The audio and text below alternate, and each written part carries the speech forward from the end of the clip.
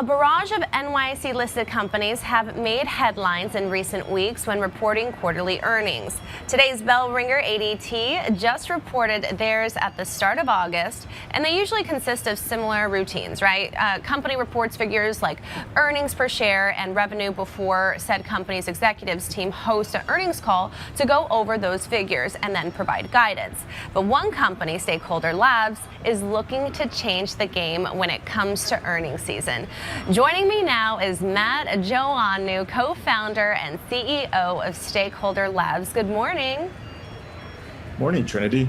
Thanks for having me. It's great to have you on the show this morning. Now, let's just get into this conversation. So, Stakeholder Labs helps public companies modernize investor marketing and financial communications through digital and data-enabled technology. So, how have you seen CEOs and CFOs effectively leverage social media and other direct-to-consumer formats to build authentic executive brands?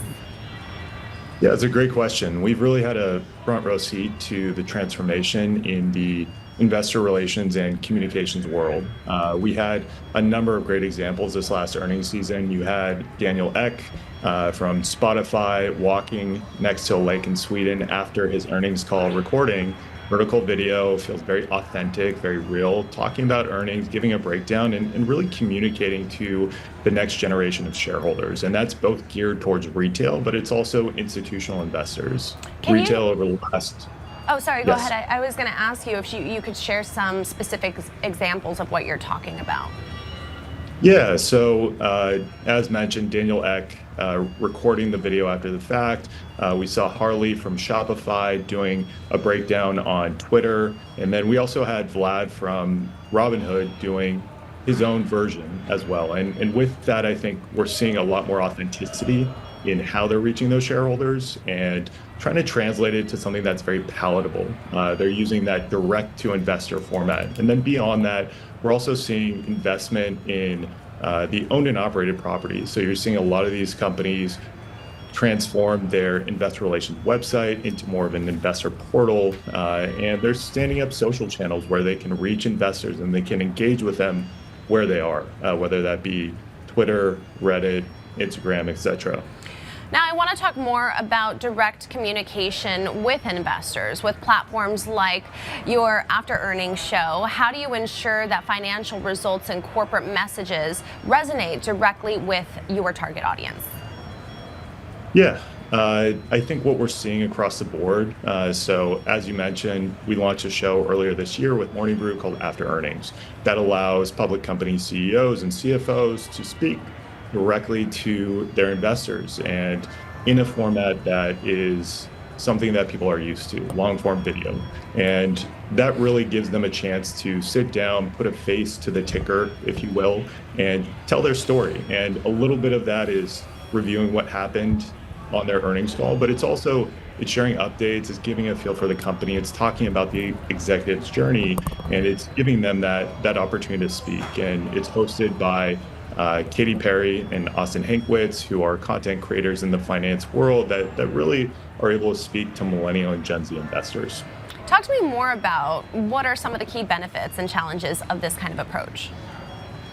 Yeah, it's a good question. So I think in general, it's taking a lot of the same information that they're reporting on in their earnings call, and it's translating it to a new format, to a new channel.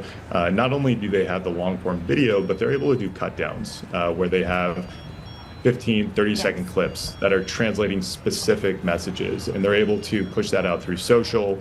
We're also seeing a lot of companies utilize email, so they might be sending out things like quarterly shareholder emails. Disney sent out a great one last quarter, and within those emails, they're including these interviews, they're including company updates, and translating this all into something that is very digestible for the modern investor. And I think behind all of this, you also have the analytics and attribution. So companies are getting a lot smarter and understanding what content their investors are engaging with, what's resonating, and they're also able to divide that into cohorts. So they understand that certain content might be geared towards younger investors, certain content might be geared towards older investors, and ultimately that's what our software is helping these companies do, is translate this into a world where digital really leads the way in investor marketing and being able to not only push out to the investors, but understanding what they're actually consuming at the end of the day so they can make more informed decisions in the next earnings call or another significant moment for their investors. And how important is it for investor relations websites to evolve alongside corporate brands? And what sort of role does rich media and shareholder authentication technology play in enhancing this sort of alignment? It's critical. So investor relations websites are probably the most important digital piece of real estate that a public company has today. And research has shown that it's the #1 source of truth for institutional analysts. We're seeing more and more retail investors gravitate towards investor relations websites. And ultimately, with all of this, they're turning into more of a portal. So they want to have a lot more engagement with shareholders directly. And in today's world, especially with AI and just the transformation of digital, they want to know who their shareholders are. So verifiability is critical, both on the institutional side and on the retail side. So they want to know when someone comes, who are they? Again, what content are they engaging with? How are they behaving?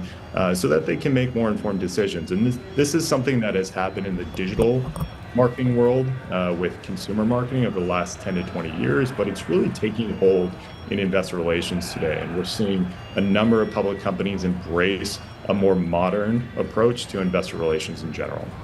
Now let's talk about how you go about improving digital analytics, right? So in what ways has Stakeholder Labs improved the tracking of investor behavior from initial interest to becoming an engaged shareholder? And how can companies leverage these insights to refine their investor relations strategies? Good question. I mentioned that a lot of these companies are leaning into their owned and operated properties, and those are great funnels for attribution and analytics. They're also starting to go off platform. So they're looking at social listening. We were talking to Sprout Social's investor relations team the other day, and they're using their own toolkit. Sprout Social is a great social listening platform, and ultimately they're looking at how are they being discussed in different forms, whether that be places like Twitter, Reddit, StockTwits, etc., or just generally looking at headlines and what is the sentiment around their ticker, what's the sentiment around their executives, and how are they using that to inform how they're communicating and what they're able to do to affect that sentiment long term. Well, thank you so much, Matt, for all of those key insights. Thank you again. Thanks, Trini. Have a good day. Take care.